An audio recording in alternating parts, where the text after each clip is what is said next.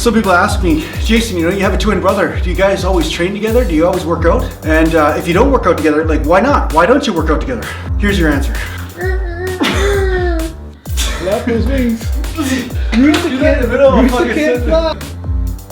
This is how you do it. You're the rooster rower. My neck barely even fucking moves. Man, you're like a camouflage bunny. This is my brother. He's one of the sand people.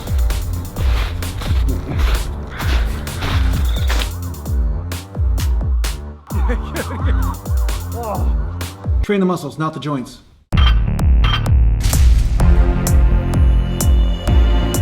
You let it go play in the snow now.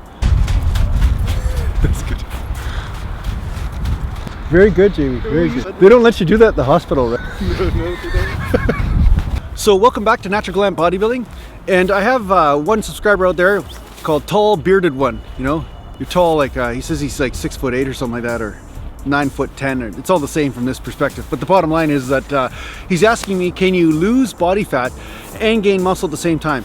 Now, I have talked about this subject in other videos, but I thought it'd be good to make a video specifically about it because it is a common question, right? And so he's saying he's at about 14 to 16% body fat and he wants to lose a little bit of body fat, but what's the best strategy to lose body fat and gain some muscle? And I'm gonna give you the same advice I always give. It's about finding the diet or the nutrition program that is feeding the muscles and not the fat stores. So it's not necessarily a cut. It's not necessarily a cut. My brother's behind the camera, he's trying to throw shit at me. It's not necessarily like being on a cut. It's more about making sure that you're eating food that is going to feed your muscles. So that way when you gain some muscle tone, you're going to gain metabolism. And by gaining that metabolism, you will actually start to burn more body fat. So, you know, eating a lot of protein, a lot of lean protein like chicken, fish, egg whites, you know, whey protein, lean red meat, this sort of thing, along with having enough starch that it supports your muscle mass, but not so much that you're spilling over. Now, how do you tell? Well, I find that when I eat too much starch, I start to retain a bit of water, I start to be bloated, I start to be a little sluggish, and at the same time I notice that some of my cuts kind of go away. You know, I start to retain water first before I start to put on body fat. Now at 15 to 17% body fat, it's hard to tell, right? There's not really a lot of cuts to be had at 15 to 17% body fat, right? So that's why it's a little bit harder to diagnose yourself through a mirror and say, okay, how is my diet working, right? But one thing you do want to do is to say, okay, what have I been eating so far to get to this point? And where I start is a handful of carbs and a handful of protein every meal, and eat this, you know, 5-6 times a day, and eat as much as you want. And then a week after doing that, ask yourself, what's happening with my body? Whether you do skin fold or skin caliper tests, you can do that and say, okay, am I putting on body fat, or am I staying at the same body fat level but putting on some muscle mass, right?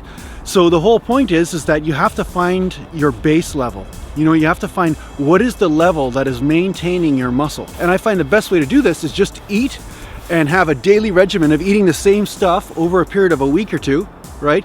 And then find out what happens with your body. Measure, have some way of measuring this. The skin fold calipers I find to be the best. The scale is going to tell you, you know, water retention up and down, all this kind of stuff.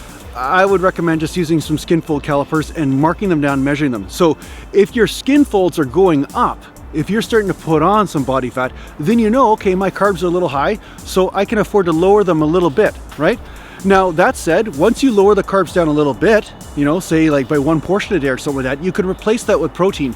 So then you'll find your ideal amount of calories from energy, as well as you'll have a higher level of recuperation ability because you're going to be eating more protein in your diet. Okay, now once you start doing this, now you're going to gain more muscle, your metabolism is automatically going to go up, so you're going to actually have a system where you're going to be losing body fat and at the same time you're going to be putting on muscle. Okay, now this will happen until you get into super lean, you know, body fat levels. Once you get into leaner body fat levels such as 6% and 7%, then it becomes a lot harder to gain muscle at that point. But at 15-16%, it should be very easy for you to be able to put on muscle at the same time as lose body fat. So thanks a lot for your comment, Tall Bearded One, and thanks a lot for sharing my stuff. And I will be putting up a 2-day split, okay, on Natural Gallant Bodybuilding. So stay tuned or check that out. And thanks a lot for watching, and take care for now.